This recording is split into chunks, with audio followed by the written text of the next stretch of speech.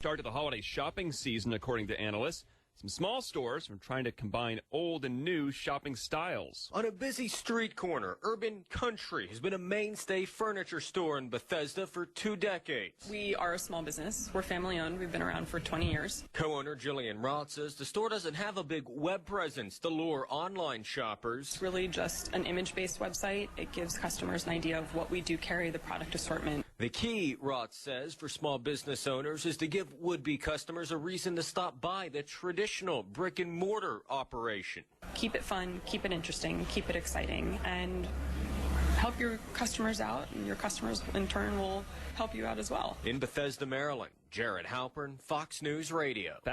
Now is the time. Benton is the place. GM has authorized Benton Chevrolet Cadillac GMC to clear out all remaining 2011 vehicles. And right now, discounts are getting even bigger. Save up to $14,000 on new Chevrolets in Benton's massive 20-acre motor mall. Get 0% for 72 months on Silverados, Tahoes, Suburbans. Plus, get extra holiday bonus cash. Sign and drive leases are back on Chevy Cruze, Traverse, Equinox, Malibu, and more. Doorbuster specials with payments as low as $99 a month. Plus, Benton has authorized their entire sales team to pay you even more for your trade. Right now, we want and need your trades. Banks on hand for immediate credit approval. There's never been a better time to buy than right now. Hurry, rebates and incentives and all bonus cash ends Wednesday, November 30th. Shop today, buy today, drive today. It's that easy. Don't pass up the biggest savings of the year. Hurry, Benton Chevrolet Cadillac GMC. Both sides of Henry Street, Muskegon. The time to buy is now at Benton. Keyword Warrior, the talk of Muskegon. News Talk 1090, WKBZ.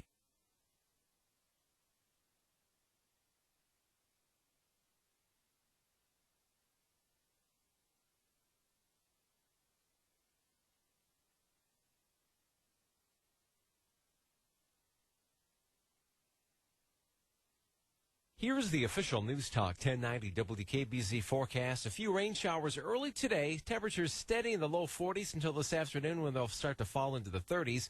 And then the rain may mix with snow later today. Northwest winds 15 to 25. That rain and snow mixture possible after midnight tonight, a low around 30.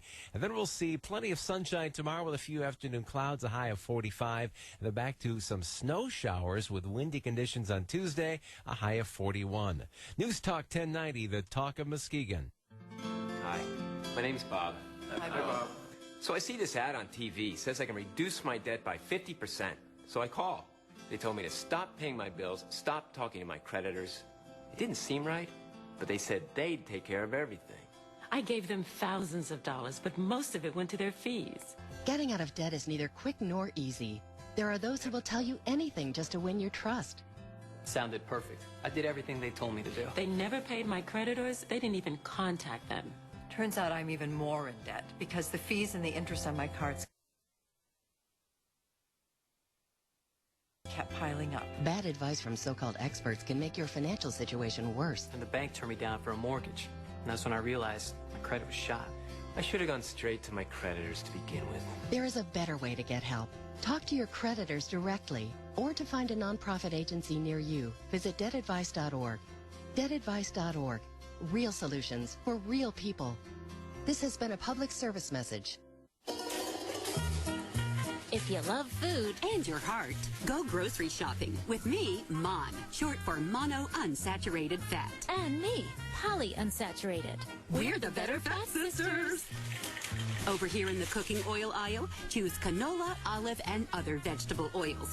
Liquids are better for your heart than solid fats. You'll also find us in fresh foods like avocados, nuts, and fish. Before you put any baked goods, packaged, and prepared foods in your cart, read the labels. Avoid our bad fats brothers, saturated and trans.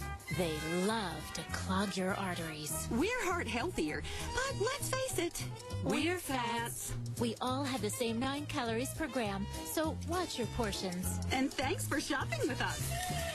The Better Fat Sisters. Be kinder to your heart. Learn more and get recipes at heart.org/facethefats. Nationally sponsored by Canola Info. Because you get free stuff. You know, it's almost like being, when you're a kid, it's great. Being a member of a particular political party. Is it here yet? But no, exactly. Yeah.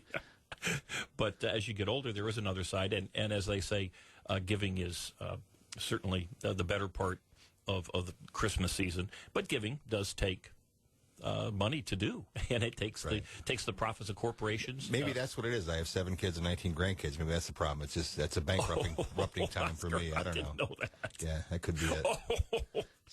If it were me, you would see abject fear on my face. Try to hide somewhere. So when I came back, we were at Honey Bunches down in Indianapolis for the Thanksgiving weekend. Had a wonderful time. But one of the things that I've been doing when I'm down there, because there's always a little open free time, is to go to some of the local malls. This is a little south of Indianapolis, where they have just rows and rows of malls. One of the busiest areas in the entire state. And in the past, the roads going to the malls and going along all the strip malls and everything else were absolutely jammed. The malls were packed to the point where it was hard to find a place to park, and the roads were packed to where you would sometimes sit through lights, 2 and 3 times, sometimes even more than that. And it wasn't that way this year. Indianapolis is only one spot, so it's an anecdote. It's not the rule, but I noticed that the stores weren't nearly as busy. The parking lots weren't nearly as busy. And then I read yesterday that overall, at least on a snapshot in terms of the Black Friday overall sales, they were up 7%, which is significant, which is great. 7% from last year. Right. And, of course, we had the Occupy Wall Street people who were making some attempts, and we'll talk about them in a sec. But I'm thinking, in the absence of any other information, I'm thinking that maybe this opening up real early, midnight on Thanksgiving morning, and some stores open up at 3 and 4 and others, that maybe that released this gigantic pent-up group of people. We saw, of course, awful stories. Right, as far as tenning and all that. Did you see the guy from TV 13? A story on the guy. He dressed as Tigger, the tiger, and he said because it keeps tigers warm. I'm thinking, what tigers are we talking about? But anyway, he was dressed as a tiger, and he had his fiancée who tried to hide her face when she came up to give him food. Oh, he was waiting in line. He was waiting. No, yeah, he was the first one there. He was like at a Best Buy or something there, and he was dressed as a tiger. Well, for some folks, maybe it's fun to wait in line. Certainly, if you're the first guy and you're dressed up like that, you're looking for a little something, a little publicity, and maybe he got that, and I hope he got what he was waiting for in the stores. So one thing we were looking at TVs, just TV prices. And 42-inch televisions now, the flat screens with all the doodads that go along with them, are in the $400, $500, $600 range. Right. And isn't it wonderful what technology, what corporations, tax-paying corporations have done to reduce the cost of being an American and living in the world? But of course, we are the biggest beneficiaries of this. And when I look at the places like Walmart and Best Buy and the various other stores where people were camped out waiting to get in. And, of course, the media wants to focus on the lunatics. In a country of 300 million people, and you have, 5, 6, 10, even 20 events of people, getting stomped on or what have you. That's not America. America is great companies, employing people, paying taxes, doing wonderful community service, and providing us with an array of products and services that are just stunning at very affordable rates. And I'm shooting for the 80-inch TV. You think I'll get it? Is there an 80-inch TV? There's an 80-inch TV out now. Oh, God. Well, one of the things that you need to do if you're going to have, I would imagine, an 80-inch TV is you may want to be one of those 1%ers who we're going to talk about, because you got to have a place to put it. Yeah, and I wouldn't leave the house either, so. Well, okay. They're getting back, just change the subject back to what we were originally talking about, which is the big day, Black Friday, and of course most people are aware now. Actually, a lot of people are not. Do you know why they call it Black Friday? No, that's good. No, okay, I don't. Well, I've been in the financial world, so it's a financial term essentially.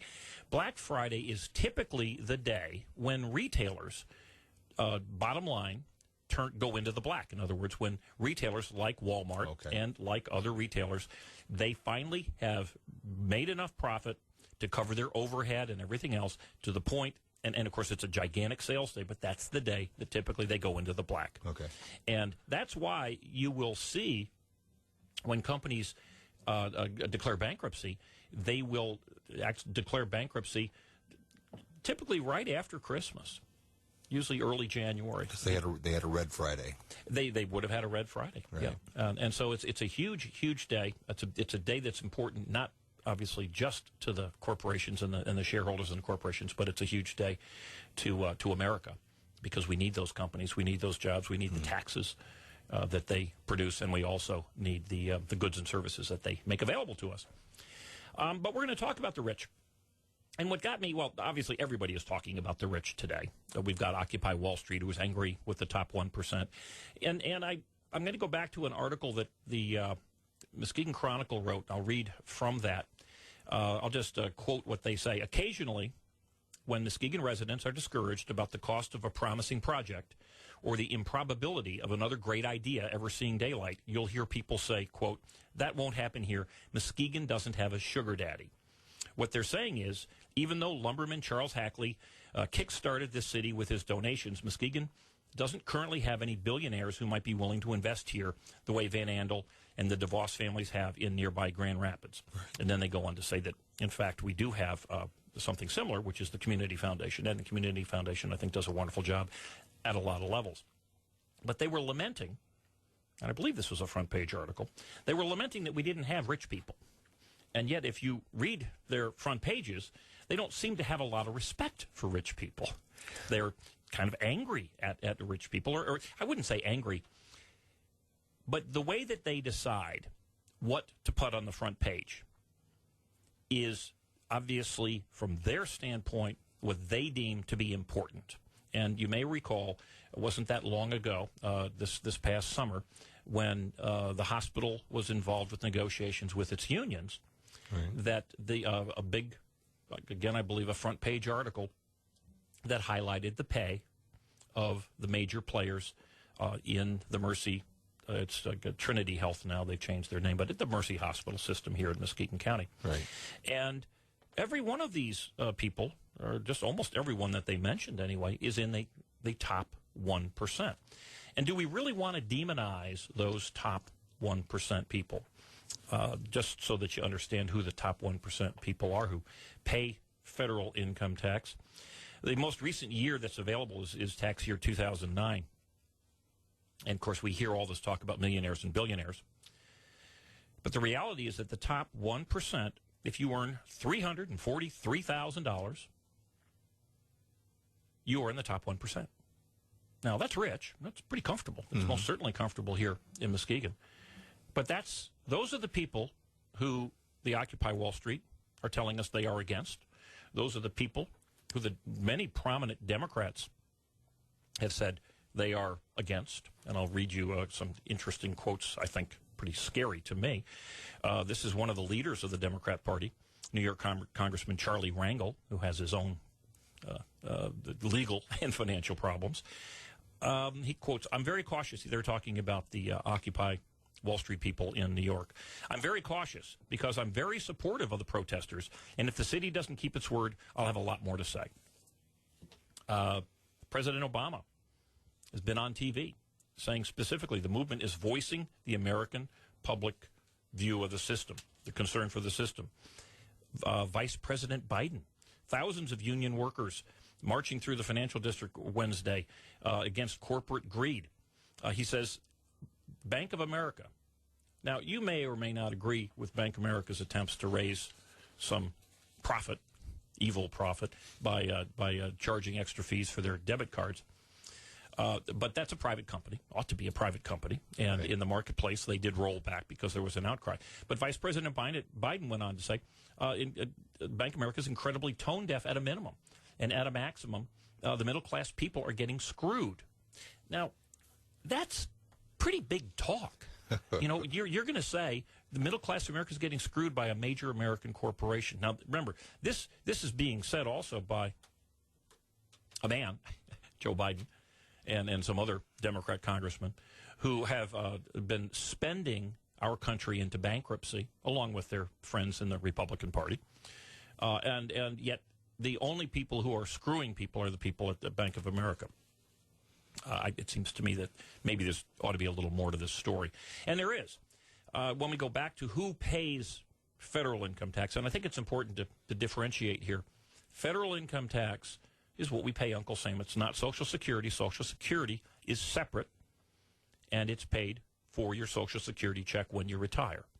You pay 7.5%-ish. Your employer pays 7.5%. So we're talking federal income tax here. The top 1%, and you can join that top 1% by 300. Actually, it's 344,000 in income, and that's adjusted gross. So that's after the various write-offs and things, but it's still a relatively pure number. They pay 37% of all the federal income taxes that are collected from people, not from corporations. The top 10%, if you don't like them, to be in the top 10%, you have to make $112,000 a year. Now, are they evil people too? Are those the people we want to have less of? We want to reduce them? $110,000 a year, certainly in under $12,000 a year, is pretty comfortable here in Muskegon County, but it isn't very comfortable in many cities. Right. That top 10% pays over 70% of all of the federal income taxes collected from individuals. And if you go down to the top 50%, they collect almost 98%. So when we're talking about who is paying their fair share, most certainly the top 1%, the top 10%, you might even say the top 50% are at least paying their fair share. Why wouldn't someone be talking about the bottom 50% of taxpayers in the United States who essentially pay nothing? Right. What is fair share? Is fair share paying 37%? That's what the left, that's what Occupy Wall Street, that's what the people who demonize the rich are telling us. And I'm going to give you a quote. This is from a Facebook from a prominent Republican politician in our town. I won't say his name. But here's the quote. He puts it on his Facebook. He says, "I'm all about free enterprise and entrepreneurs. I like it when people make money, but the reality is that everyone needs to participate to some extent in the economy, so we have a lot of people who can buy things. Can't argue with that. I just saw this graph. I'm not sure who the top percent is. It's not me," he puts in quotes. "But they need to do their part to support our society, and not by buying a new Ferrari either." Now, that very specifically says they need to do their part to support our society. And, of course, the clear inference is that they're not doing their part to support society. They're not paying their fair share. Anyone's got a right to their own opinion, but that's an interesting thing for certainly a Republican politician to say. And I'm going to tell you right now, it's flat out wrong. The reality is that the rich, I believe, pay their fair share in many, many other ways, and we're going to go over that. So that basically says that you don't want to become rich, because if you become rich, you have to pay more, and you can't buy that Ferrari for becoming rich. The cognitive dissonance of this is very confusing. And by the way, cognitive dissonance. I know what the term means, but I found it interesting to look it up. The specific but the definition of it. Cognitive dissonance is a discomfort caused by holding conflicting ideas simultaneously. And the classic one to me is which is espoused by the Occupy movement and the Democrat Party, is we love employees, but we hate employers. Right. You know, we like people, we like workers, but we hate bosses. Well, you're not going to have workers or employees without bosses and employers.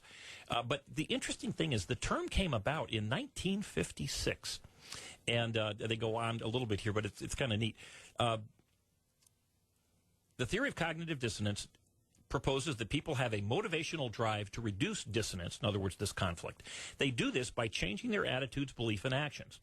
Dissonance is also reduced by justifying, blaming, or denying. Geez, where have we seen a little of this? Right. The phrase was coined by a fellow named Leon Festinger in a book written in 1956 called When Prophecy Fails, which chronicled the followers of a UFO cult as reality clashed with their fervent beliefs. And I just thought, isn't that an interesting beginning of this term?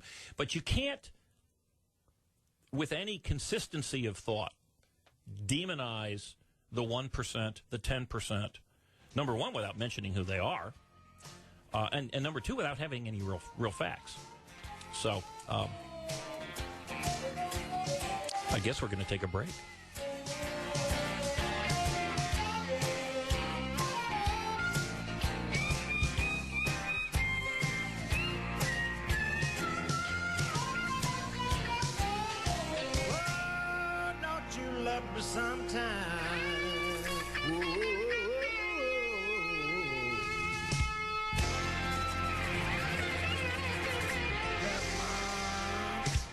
Get ready, West Michigan. Dave Ramsey here. My Total Money Makeover live event is coming back to Grand Rapids Van Andel Arena on May 5th. This is your opportunity to take control of your money. Seats are just $29. Get your seats at DaveRamsey.com. This is Ed Schultz, the most listened to progressive talker in the country. I hope you'll join me weekdays right here for Progressive Talk That Matters, the issues you care about. Maybe it's the economy, education, or the environment, or something like Governor Kasich is dealing with people that want to do something. What they don't want to do is pick on workers. I think a proposal would be a 1/4 cent sales tax. Dude, I'm trying to help you out here, okay? Join me for the Ed Schultz Show. Let's get it on. Catch it weekday evenings at 5 on News Talk 1090 WKBZ, the talk of Muskegon. I shoved the envelope under my sweater and sneaked to the kitchen. Mom was on the phone in the front room. I didn't want to have to explain anything. I just wanted to be by myself. Clutching the envelope tightly, I stepped onto the ladder at the bottom of the treehouse. Something caught my eye above me, and I looked up. Light! It looked as if there were a firework display going on inside the treehouse. Crackling and snapping and whizzing sounds spun around above my head. Light shot out and sparks dancing to the popping of noise. My first thought was to scream fire and run to the house to get Mom. My legs trembled as I inched upward, creeping up the rungs as quietly as I could. My heart banged so hard that it felt as if someone were hitting my chest. A couple more steps, and then I leaned forward, craning my neck to look inside. And then I looked up and saw... To find out what happens next, read Philippa Fisher's Fairy Godsister by Liz Kessler. Explore new worlds and check out more cool books at your local library. And visit read.gov. Brought to you by the Library of Congress and the Ad Council. Car number 7 is pulling into the pit. Team, I want peak performance. Let's go over my diabetes checklist. Start taking action now for diabetes. Medication. Got them. And my insulin supplies. Exercise. Check. At least 30 minutes most days. Blood sugar level? On target. Diet? Eating healthy. And your A1C is under control. Keeping your blood pressure and your cholesterol in the zone is also important. Check. How am I doing? Your numbers are looking good. You're good to go. Thanks, team. Whoa, look at number 7 racing out of the pit. Managing diabetes, including controlling blood sugar, is a team effort. Keeping your body at its peak performance requires a plan that's right for you. Take the wheel and start taking action now for diabetes. For more information, visit standfordiabetes.org. That's standfordiabetes.org. A public service of TCOYD made possible with support from Sanofi Aventis US. Neon, day glow, flashing lights, special effects. Today's world puts our sense of sight on overload. Luckily, there are places we can go to refocus our senses. Our national wildlife refuges. It's a wonder how much you'll see once all the distractions fade away. You may see a lone eagle soaring past massive snow-capped mountains, or a great horned owl perched stoically on a branch nearby. You may see the furry face of a baby sea otter curiously poking its head out of the dark blue sea, or ancient rocks shaped by centuries of wind. When you see these things, you're seeing the world the way we found it. With over 500 refuges across America, you don't have to go far to make a special connection with nature. Learn more at fws.gov/refuges. That's fws.gov/refuges. 24,000 children die every day from preventable causes. My name is Liam Neeson, and I believe that number should be 0. Believe in 0. Join the effort. Visit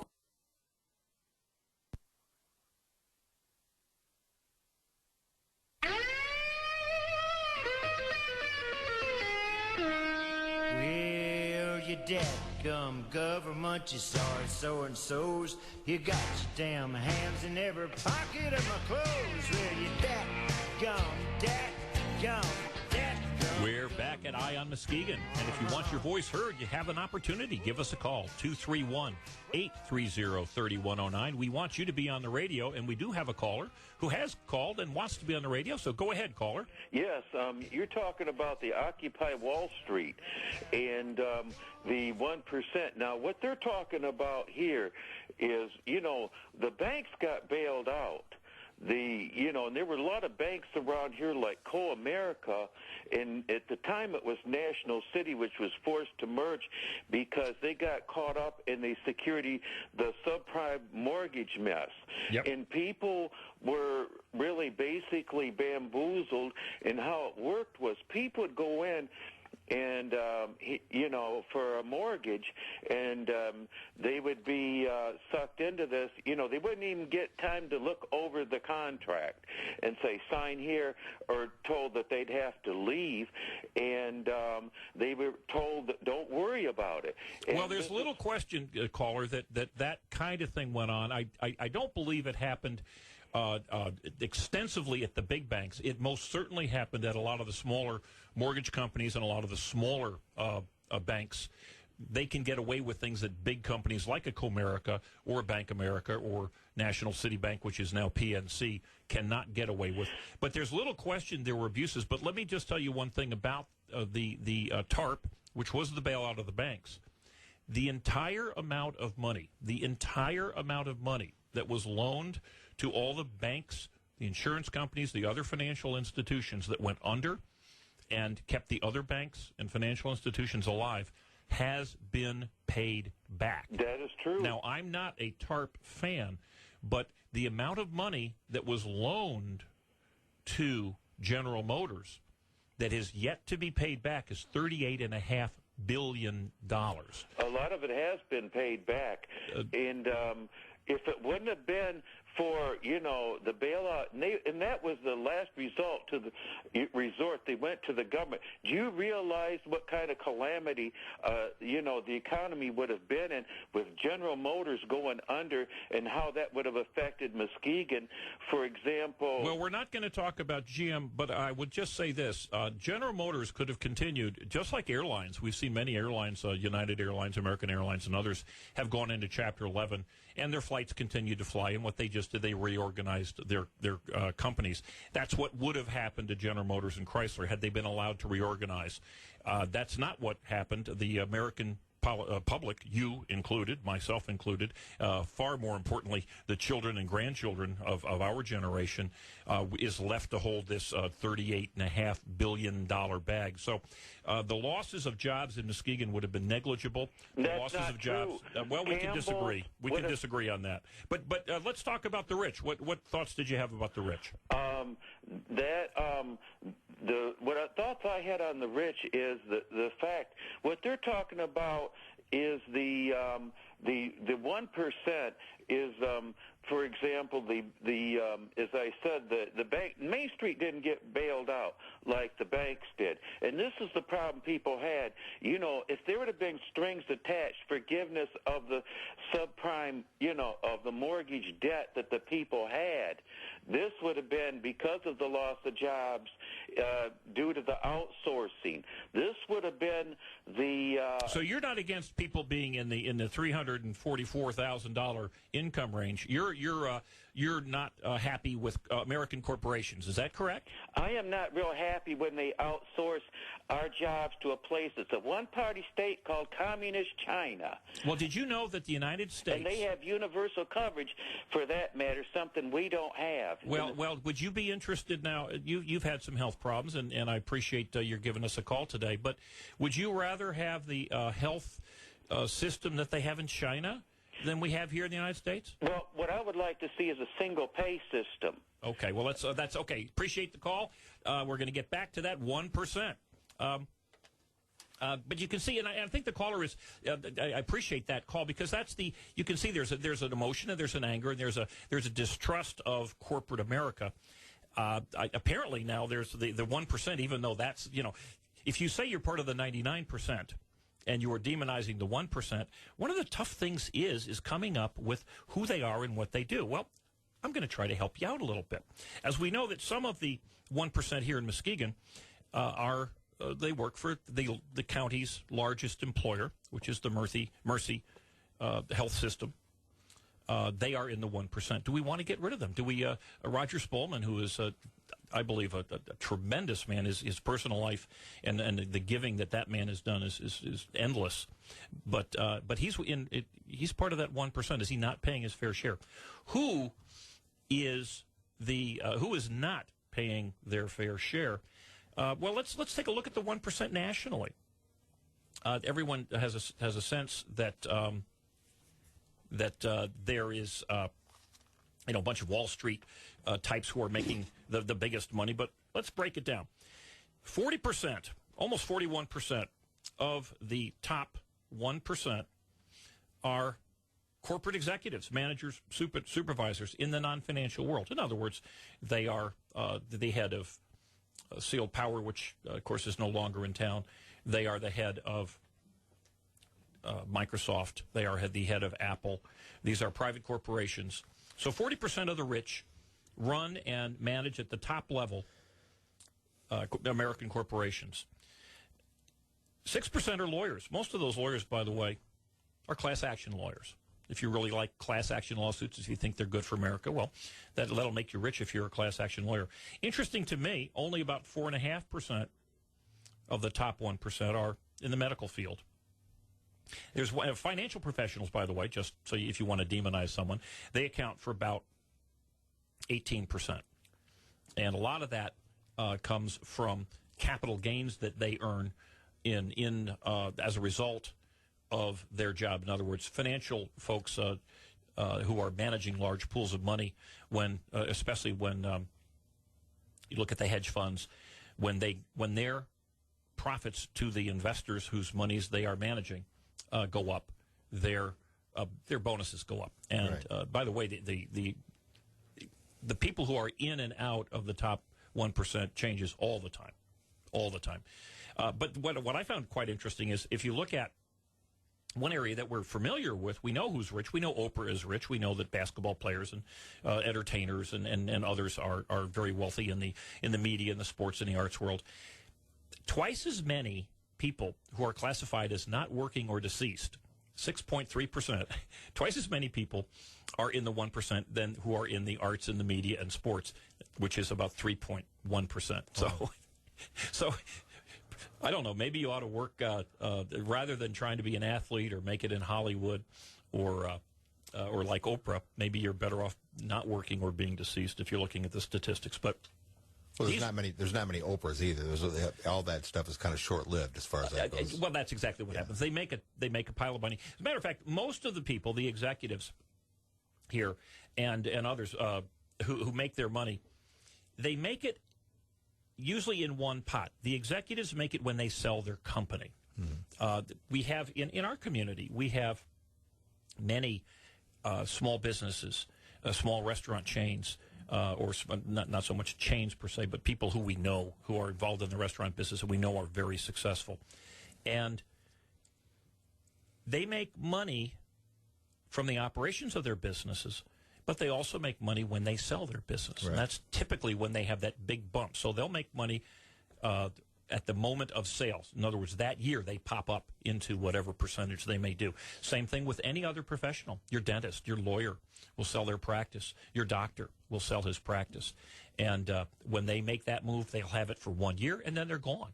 You know, they've had, needless to say, they have a pile of dough, right, and they've made a tremendous amount of money. But these folks are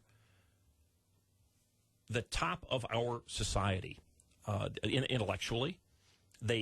It's very rare. There are some people who are just inherited, the Kennedys, or marry into it. John Kerry, who got rid of a millionaire wife and replaced her with a billionaire wife. There are people like that, but generally, I would say probably 90% or better of the folks who are the wealthiest in our country worked their butts off. And you've made a comment just about. Well, I was just saying that now that I have my own business, if anybody would like to make comments about their boss and say, okay, my boss is this, my boss is that. Try doing it yourself. It's not easy. Well, you put your whole life and your whole ambition on the line trying to do this, and you suffer and you sacrifice to try to make your business work. And a lot of times it doesn't. And, you know, these are people that are... I remember working for a gentleman that tried increasing his business. It was a furniture business. Tried increasing his business by giving some really ridiculously low bid to, I think it was Art Van. And he lost his butt because there was no way he could possibly fulfill that need or that want that they wanted, and lost his business. But, you know, they're doing like that every day. Business people do, and they lose their business. And as you drive down the street, you see it. Well, we see it here in Muskegon, and those are people's dreams. Perfect example of the dreams of hardworking, smart people. Sometimes, you know, occasionally it's a bad luck situation, but more often than not, if you talk with anyone who's succeeded, they have been through very, very tough times. One of the businesses that was here earlier this week on the Talkin' Muskegon show, he had been in business for 7 years, and the past year was the first year that they actually made a profit. Right. And I would like to touch on what a lot of folks locally are pushing, which there's nothing wrong with this at all, which is buy locally. But most of the local companies...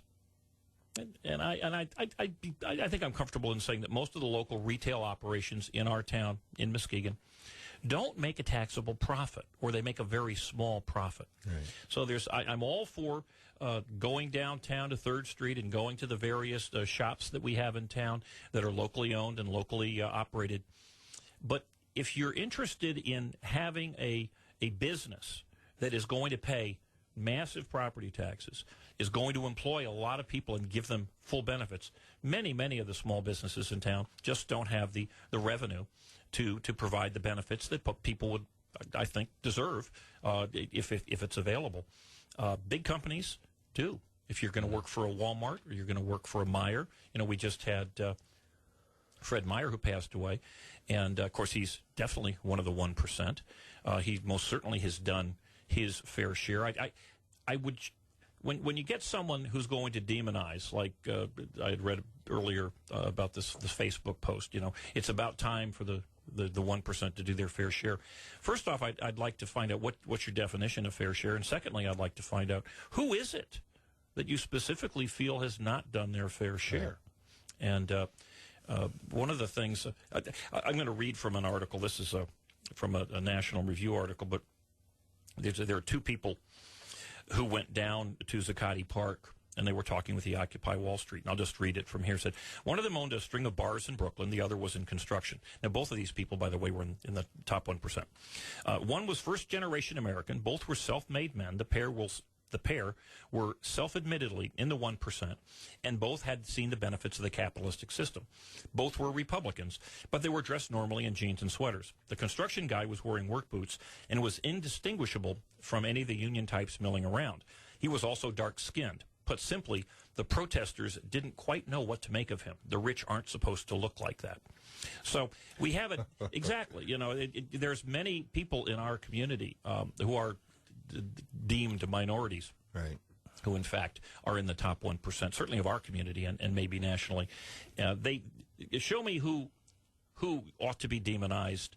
Then I'll go after them. You know, I don't have a problem going after someone, but this class warfare, the rich, or as the caller called in earlier, the banks are doing nasty things. Well, we have laws, we have governments that are supposed to enforce the laws. If the banks are doing something wrong and getting away with it, that's certainly a bad thing. But the people you ought to be angry at is government for allowing it to happen. And I will say this, that one of the dirty little secrets that is left untold about the mortgage system, we're getting away from the original conversation here, but one of the dirty little secrets is that banks typically, when they're going to make mortgage loans, they will borrow from the federal government. And the federal government puts requirements on those local banks as to who they can loan to and things of that sort. And one of the things that happened when the Democrats took over in 2007, when they took over the House and the Senate, was that they required that these banks, including Bank of America and some of the smaller banks, or all of the smaller banks too, but all of the banks, that 90% of their loans be issued to people who had what they call subprime. This disaster of mortgages wasn't created 20 years ago. It was created in 2007 when the Federal Reserve, the federal government, put the pressure on banks, if they were going to continue to make loans that literally everybody, and even our caller admits that people were buying homes at prices that they could not afford. This is governmental. This could have easily been fixed. Right. So, there's another, just a part of another article I've written. A number of participants may well fancy themselves actors in a glorious revolution. Referring to the recent Citizens United case, which representatives frequently say that corporations aren't people. As a matter of constitutional law, that is debatable. But as the protesters meant it, the statement reveals a fundamental problem for those who are storming the Bastilles across the country. You can't put Citigroup's head on a stick. And I recall back, remember when the Exxon Valdez crashed up in Alaska, and everybody wanted to demonize Exxon.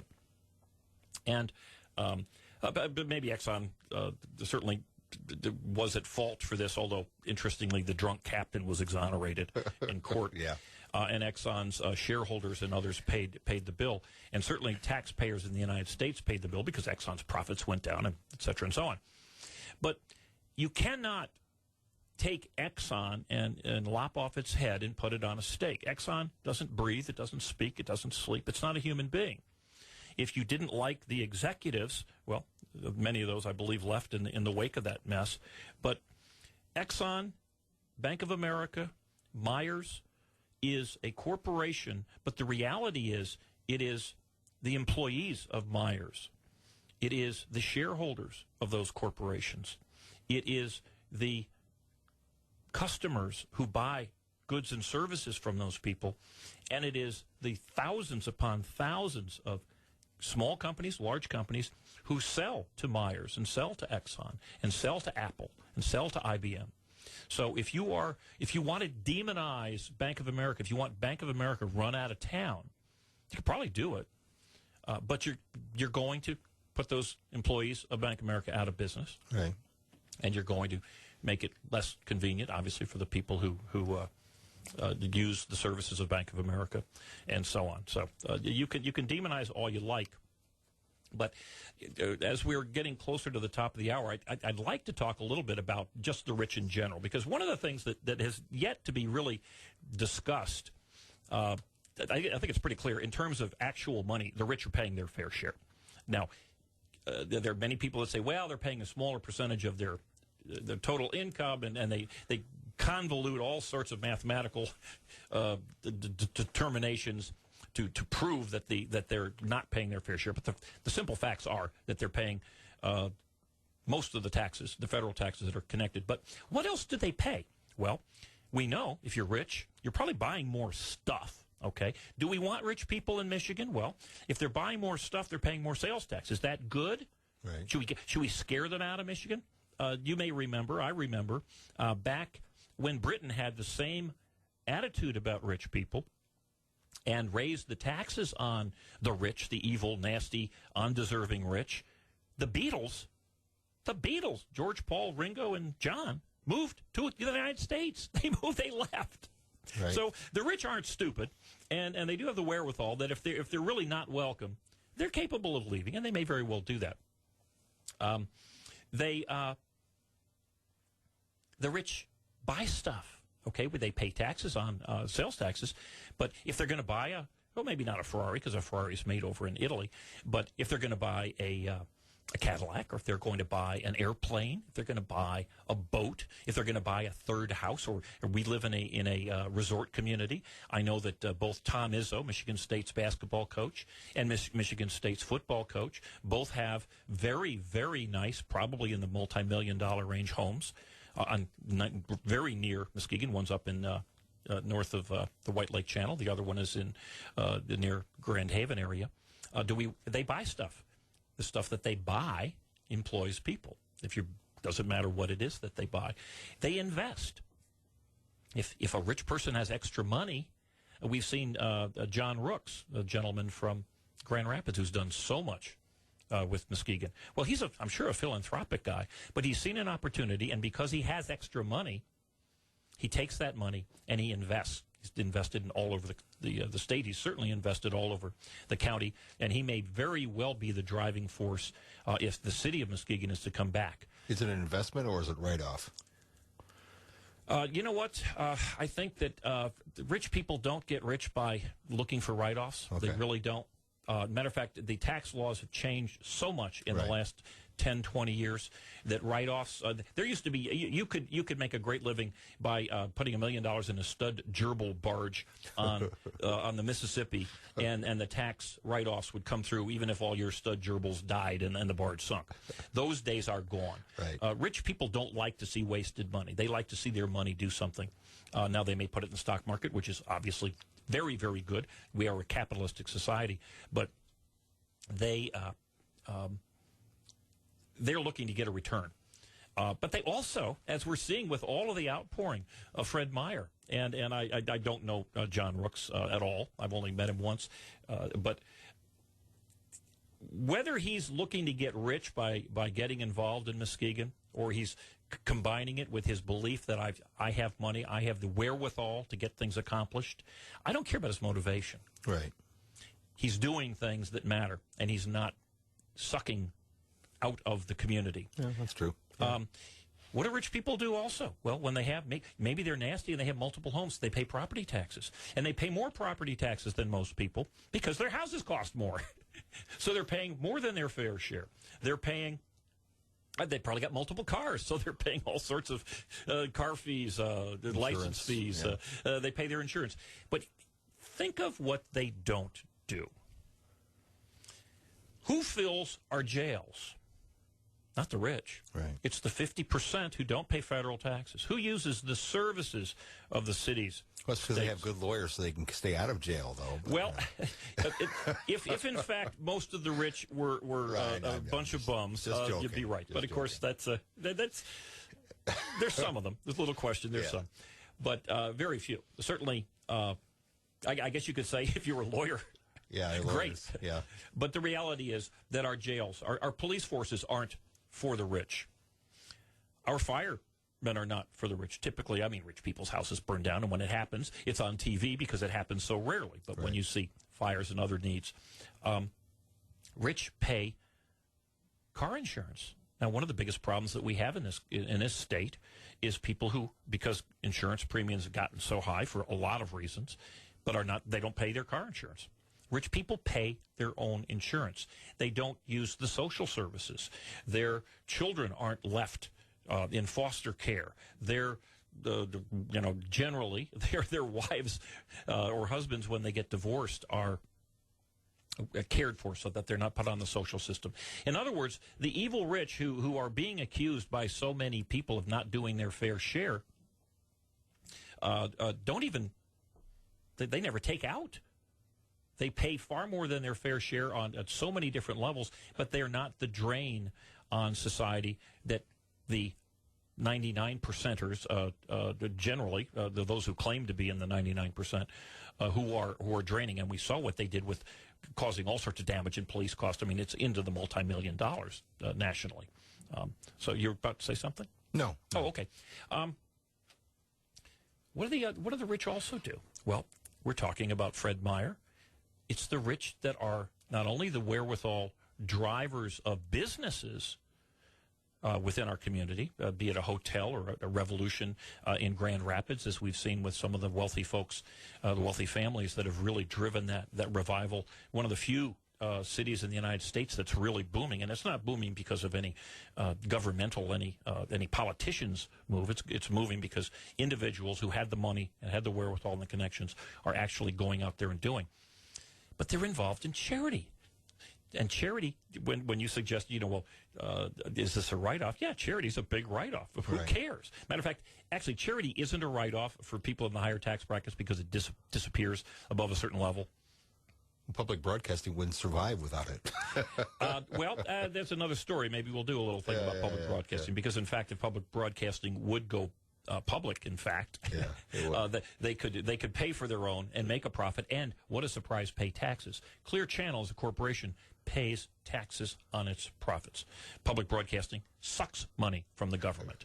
Do we need more suckers, or we need more payers? Yeah, well, being a past member of the public. Anyway, I'm a past member myself. Oh, are you? Until I realized that, in fact, their business model is to take money. And again, it's your generation and our generation. We spent every penny we'll ever earn in sales taxes or in income taxes and everything. Every penny that goes into the pockets from the federal government into the pockets of public broadcasting comes out of the grandchildren of today's generation. Right. We are how many trillions of dollars in debt? $15 trillion just last week. But it's the rich who do all the charitable things. And I'm not going to say that this is just the 1%, but when you go to Rotary or you go to any of the organizations, it's the people who are successful who tend to be the leaders of the fundraising, come up with the new ideas. Certainly the Muskegon County Community Foundation. It's got a new name, the Community Foundation of West Michigan or whatever. They are the civic leaders and the business leaders, and generally they would be considered the 1%ers in this town. They are the drivers. So I get a little bit upset when I hear the never-ending cognitive dissonance. We hate the rich. They're not paying their fair share. Well, how would you like life without them?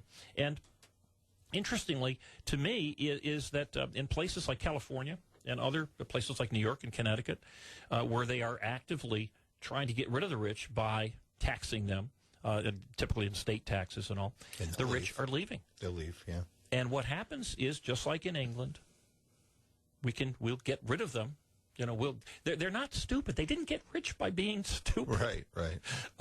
I would say that in our community, what I'd love to see would be an acknowledgement of those companies and those people in the public world who generate the taxes, the sales taxes and the property taxes, and who actually employ people, and they're not draining, they're not taking in. There's nothing wrong with a NGO, a non-governmental organization like a charity. There's certainly nothing wrong with the employees that work for the county and the cities and the townships and so on. But none of those people create the extra income or the extra taxes to pay for themselves. All of those taxes that are necessary to pay for the services that we have come from the public sector, corporations who collect. All they really do is when you tax a corporation, all you're really doing is you're taxing yourself. If you're going to put a tax on Walmart, for instance, they're going to have to raise their prices. So the taxes come from public corporations who make a profit. If they don't have profits, they're not going to pay taxes. Right. And it comes from individuals who work for those corporations who get a paycheck, be they in the top 1% or the newest employee over at Walmart and or Myers, and they pay taxes. And it is. Are they doing their fair share? They most certainly are. And to be demonized by the President of the United States, the Vice President of the United States, by unions throughout this country, to have it's little question in my mind that the Occupy Muskegon organization has been taken over by the unions and the Democrat Party. I mean, I'll give you. Well, I won't give you an example. I had an example of their most recent. Well, let me throw something at you just real quick here, because I know you don't have any time.